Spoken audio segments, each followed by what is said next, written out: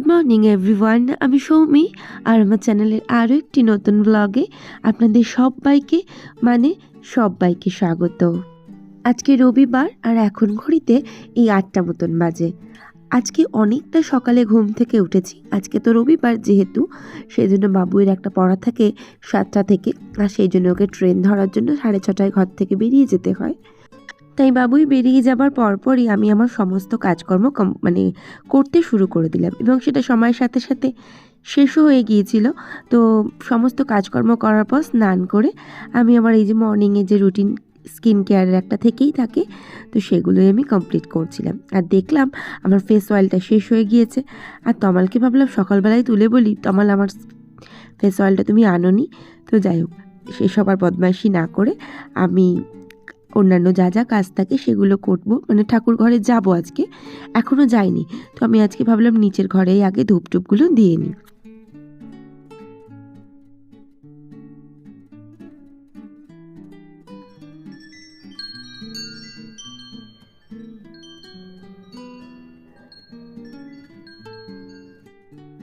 Wind চাইমের এই মিষ্টি আওয়াজটা কিন্তু ভীষণ ভালো লাগে।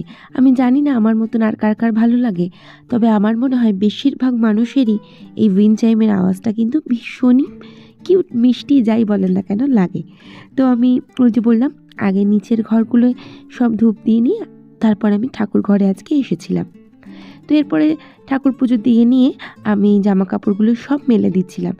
গতকাল আমার একটু বেরোনো ছিল, সেই জন্য তো আমি ব্লগ দিয়েই নি, আর জামা কাপড়গুলো কাচিনি, রেখে দিয়েছিলাম। তো তো আজকে একটু বেশিই জামা কাপড় পরেছে, তো সেই সমস্ত জামা কাপড় কেচে কুচে মেলে টেলে দিয়ে নিচে চলে এসেছিলাম। আর ঘরদোরটা গুছিয়ে ফেলেছিলাম, বেশ অনেকটাই গুছিয়ে টুছিয়ে রেখেছিলাম। আর বাবুয়ের বুকশেলফটা কিন্তু বেশ অগোছালো ছিল, তো সেটা ভাবলাম এই বই খাতা তো আমি মোটেই গোছাবো না, ওই বাবুয়েরই কাজ এগুলো। তো এরপরে রান্নাঘরে চলে এলাম, নিজের জন্য বানিয়ে নেবো 1 কাপ গরম গরম চা।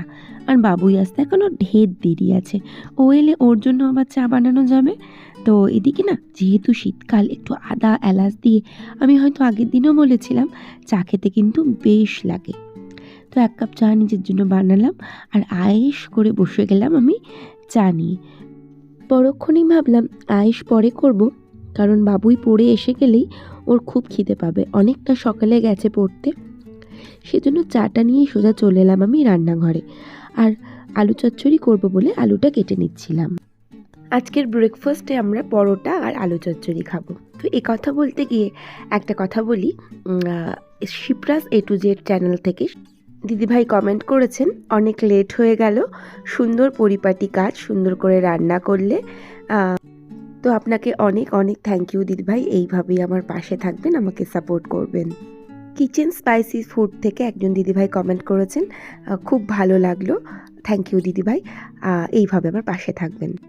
জয়াস ওয়ার্ল্ড থেকে জয়া কমেন্ট করেছে, লাইক দিয়ে শুরু করলাম, পাশে থাকবো, এরকম টাইপের কিছু একটা। তো thank you Jaya, thank you so much পাশে থাকার জন্য, এইভাবেই আমায় সাপোর্ট করো। ইচ্ছে ডানা ব্লগে দিদিভাই কমেন্ট করেছেন, তোমার ধুনো দেওয়াটা ভালো লাগে, শীতকালের কড়াইশুঁটি আলুর কচুরি ভালো লাগে, সঙ্গে রইলাম। ভালো লাগলো দিদিভাই, thank you so much comment করার জন্য, আর এইভাবেই আমার পাশে থাকবেন। সোমা গাঙ্গুলি দিদিভাই কমেন্ট করেছেন, very nice, thank you so much দিদিভাই, পাশে থাকবেন, ভালো লাগলো আপনার কমেন্ট পড়ে, আর এইভাবেই আমাকে সাপোর্ট করবেন। জয়শ্রী সিনহা দিদিভাই কমেন্ট করেছেন, আমিও রোজ তোমার ভিডিও দেখি, রোজ কমেন্ট করা হয় না, খুব ভালো লাগে তোমার ভিডিও দেখতে, thank you thank you thank you so much দিদিভাই, এইভাবে আমাকে সাপোর্ট করার জন্য, আর এইভাবেই আমার পাশে থাকবেন, thank you once again. Rihan blog থেকে কমেন্ট করেছেন, শুরু করলাম, অবশ্যই পাশে থাকবো।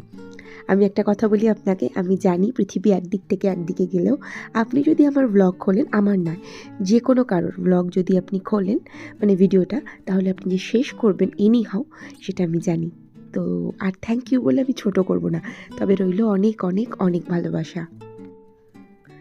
তো এরপরে না সমস্ত কাজকর্ম হয়ে গিয়েছিল, খাওয়া দাওয়া হয়ে গিয়েছিল, বাবুই খেয়ে নিয়ে আবারও একটা জায়গায় পড়তে চলে গিয়েছিল, আর পড়েছিল বেশ অনেকগুলো বাসন। তো সেই বাসনগুলো আমি একটা একটা করে ভাবলাম মেজে নিই, কারণ মানে অনেকটা না হলে কাজ পড়ে যাবে। তো এইদিকে সব কাজগুলো গুছিয়ে করে নেব, আর তারপরে না একটুখানি ঝাড়াঝুড়ি পরিষ্কার পরিচ্ছন্নর কাজ করব।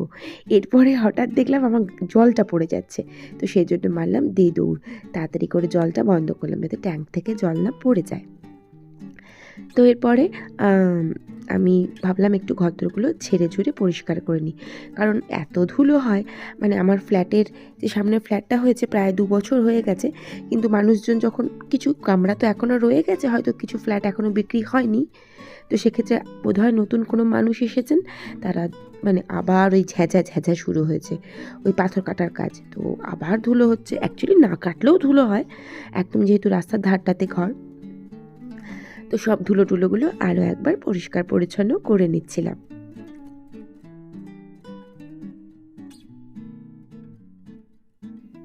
তো সব ঝেড়ে ঝুড়ে নিচ্ছিলাম, আর ওই যে বললাম ফেস অয়েলটা ফুরিয়ে গেছে, তমালকে সকালবেলাই ভাবছিলাম একটু বলি, তারপরে না তমালকে আজকে আমি সকালবেলা মানে ও যখন বেরোচ্ছে তখন বললাম একটু এনো মনে করে, তখন বললো আমি আর পারি না তোমার অত্যাচারে। তখনই ভাবলাম ইস, আমি যদি ইনকাম করতাম, আমার তমালের একার ইনকাম, মানে আমাকে তো এরকম করে বলতো না, আমি আমার টাকা দিয়েই কিনে নিতাম। তারপর বললাম ধরতেরই করি না তো কেউ, যত দুঃখ পেয়ে কী হবে। তো যাই হোক, তমালের একার ইনকামেই মোটামুটি গুছিয়ে সুন্দর করেই কিন্তু আমি সংসারটা করার চেষ্টা করি। যদি কখনো ইউটিউব চ্যানেলটা আমার এস্টাবলিশড হয়ে যায়, তাহলে যদি কিছু টাকা অন্তত আমি আমার থেকে মানে আমার সংসারে কন্ট্রিবিউট করতে পারি। তারপর জমালকে আমি তর্কযুদ্ধ করতে কিন্তু ছাড়ি না, আমি তো পরিষ্কার বলি, যখন প্রেম করেছিল তখন মনে ছিল না, দেখেই তো নিয়ে এসেছে বাড়িতে যে আমি পিঙ্কি পায়ের পা দিয়ে বসে খাবে, এরম কপাল করেই পিঙ্কি এসেছে।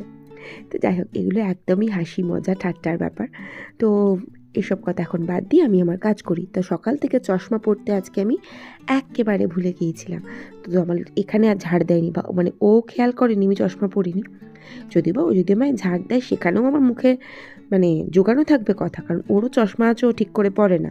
আর বাদ দিন, সুগারটার কথা নাই বা বললাম। তো এরপরে একটু ঝেড়ে ঝুড়ে সব পরিষ্কার করে নিচ্ছিলাম, আর যদিও বা বাকি বই খাতাগুলো আমি ওর গোছাইনি, ওর বই খাতা ওই ঠিকঠাক করে গুছিয়ে নেবে।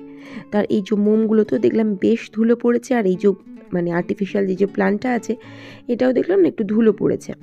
তো এগুলো সব একটু পরিষ্কার পরিচ্ছন্ন করে ঝেড়ে ঝুড়ে যেখানের জিনিস আমি সেখানে সুন্দর করে রেখে দিচ্ছিলাম। আর আজকে রান্না বলতে মানে সেরকম কিছু নয়, শুধুমাত্র মাছ করব, ডাল, আর আজকে না ডালটা আমি ভেবেছি মুসুর ডাল টমেটো আর ধনেপাতা দিয়ে করবো। অনেক দিন হলো শীত পড়েছে, আমার টমেটো ধনেপাতা দিয়ে ডাল খাওয়া হয়নি।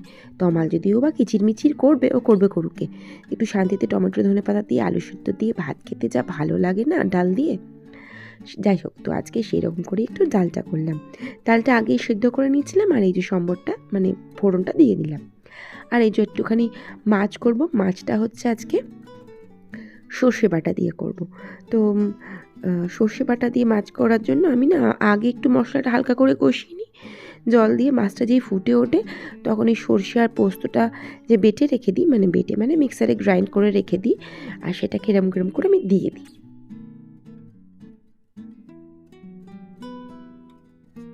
তো রান্নাবান্না মোটামুটি হয়েই গেছে, আর মাছটাও হয়ে গেল, আলুটা সেদ্ধ তো ভাতের সাথেই দিয়ে দিয়েছিলাম। তো রান্নাবান্না একদম কমপ্লিট, এবার হচ্ছে একটু পরিষ্কার পরিচ্ছন্ন করে নেওয়ার পালা। তো গ্যাসটাকেও খুব ভালো করে পরিষ্কার করে নিই, আর না হলে ওই যে বললাম আমার ম্যানিয়া আছে, অস্বস্তি হবে। আমার না, আমার মনে হয় সবার, গ্যাস পরিষ্কার না হলে রান্না শেষে মানে গ্যাস ওভেন কাউন্টারটা আমার রান্নাঘর খুব সুন্দর করে পরিষ্কার না হলে কিন্তু মোটেই ভালো লাগে না। তো খুব ভালো করে রান্নাঘরটা একটু পরিষ্কার করে নিই। আর আজকে বাবুই মানে এখনও না বদমাইশটা পড়ে আসেনি, তো দেখি কোথায় গেল, একটা ফোন করব, কিন্তু ওর হাতে ফোন নেই, তো স্যারকে ভাবলাম একটা ফোন করে নেবো। তো যাই হোক, আমার রান্নাবান্না কাজকর্ম টোটাল কমপ্লিট। সিঙ্ক বেসিন যাই বলেন না কেন, সিঙ্ক ডেফিনেটলি সেটাও পরিষ্কার করলাম, আর এই কলটাও খুব ভালো করে ঘষে পরিষ্কার করে নিলাম। আর ওই যে বললাম গতকাল যেহেতু ভিডিও দিইনি, গিয়েছিলাম একটা জায়গায়, তো সেখানের কিছু ক্লিপ আপনাদের সাথে আমি শেয়ার করলাম। এটা আমাদের বাড়ি থেকে বেশ খানিকটা না, এই 20 মিনিট মতন টোটো লাগে যেতে। এটা হচ্ছে আমাদের গঙ্গার ধার, ভারী সুন্দর লাগছিল দেখতে। আমি বহুদিন পরে এসেছিলাম, বিয়ের পরে একবার এসেছিলাম। এটা হচ্ছে মুকুন্দপুরের গঙ্গা আমাদের। তো যাই হোক, ব্লগটা আজকে এখানেই শেষ করলাম। ভালো লাগলে প্লিজ পাশে থেকে যাবেন। ভিডিওটা দেখার জন্য থ্যাংক ইউ সো মাচ। দেখা হচ্ছে নেক্সট ব্লগে। Till then tata.